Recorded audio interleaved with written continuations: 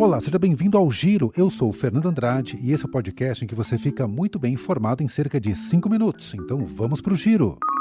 Começamos com informações sobre o encontro entre o presidente Lula e o americano Donald Trump na Malásia. O destaque é de Brasília, com Gabriela Echenique. Donald Trump diz que Brasil e Estados Unidos fecharão bons acordos rapidamente e diplomatas brasileiros estão otimistas pelo fim do tarifaço.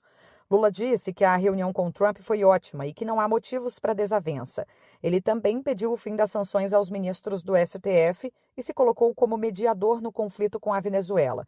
Segundo o chanceler brasileiro, Trump não citou Jair Bolsonaro no encontro. Agora a repercussão desse encontro, o destaque é de Leonardo Svaric, de São Paulo. A reunião dos presidentes Lula e Donald Trump na Malásia repercutiu no meio político nacional. De um lado, aliados do governo celebraram o avanço no diálogo com os Estados Unidos. Do outro, a oposição destacou o fato de Trump ter dito que gosta do ex-presidente Jair Bolsonaro, quando questionado por jornalistas antes da conversa. Também foi assunto na Malásia a produção de semicondutores. De volta, Gabriela Echenique. Lula pede ajuda à Malásia para fabricar chips no Brasil em meio à crise dos semicondutores. A China restringiu a exportação dos materiais e o governo teme uma paralisação nas montadoras. Em recado aos empresários, o presidente disse que só vence quem garimpa e viaja em busca de oportunidades, e não quem só fica criticando os juros e a tributação. O ministro das Relações Exteriores, Mauro Vieira, informou que Lula se dispôs a ser um interlocutor no diálogo entre os Estados Unidos e a Venezuela para buscar soluções mutuamente aceitáveis e corretas entre os dois países. Os dois estão passando por períodos de tensão, e a tensão que só aumenta. Um navio de guerra agora, um lançador de mísseis dos Estados Unidos, chegou neste domingo a Trinidad e Tobago, um pequeno arquipélago situado em frente à Venezuela. A chegada do navio acontece em meio a essa crescente pressão de Donald Trump sobre o presidente venezuelano Nicolás Maduro. A primeira-ministra de Trinidad e Tobago é uma fervorosa apoiadora de Trump e adota um discurso virulento contra a imigração e a criminalidade venezuelana no país.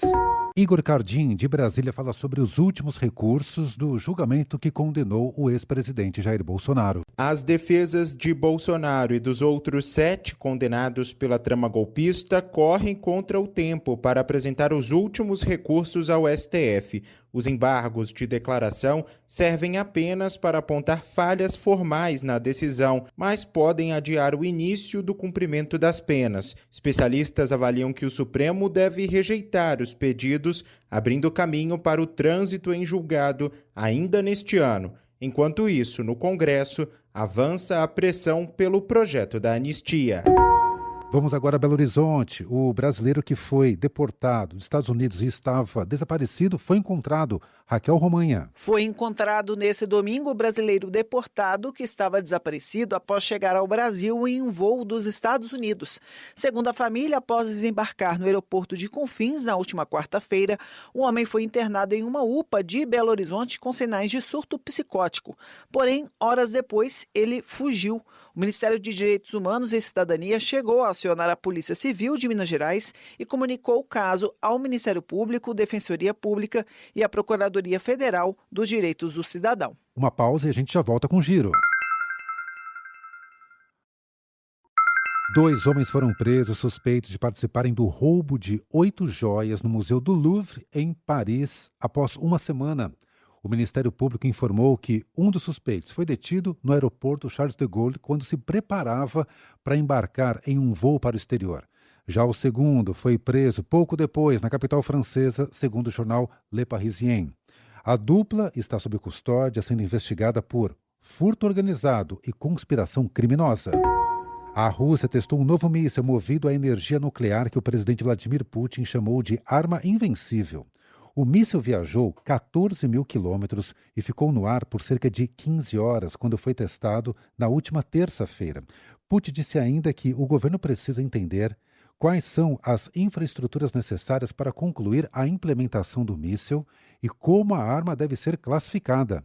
Rússia e Estados Unidos, juntos, detêm quase 90% do estoque global de armas nucleares, o suficiente para destruir o mundo inúmeras vezes.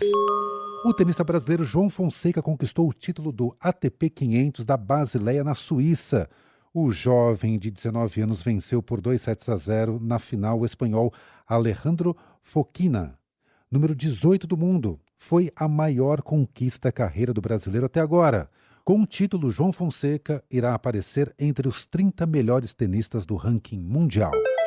Para saber mais sobre as notícias que você ouviu aqui no Giro, acesse cbn.com.br ou o aplicativo da CBN. Por lá tem as reportagens completas e a análise do nosso time de comentaristas. E se você está gostando do nosso Giro, aproveite para seguir a gente no Spotify ou no Amazon Music, favoritar no Deezer ou no aplicativo da CBN, assinar o Applecast e se inscrever no YouTube Music ou no Castbox. Assim você recebe uma notificação sempre quando tiver um episódio novo. E dá 5 estrelas para a gente no Spotify para dar aquela força. Até o próximo Giro!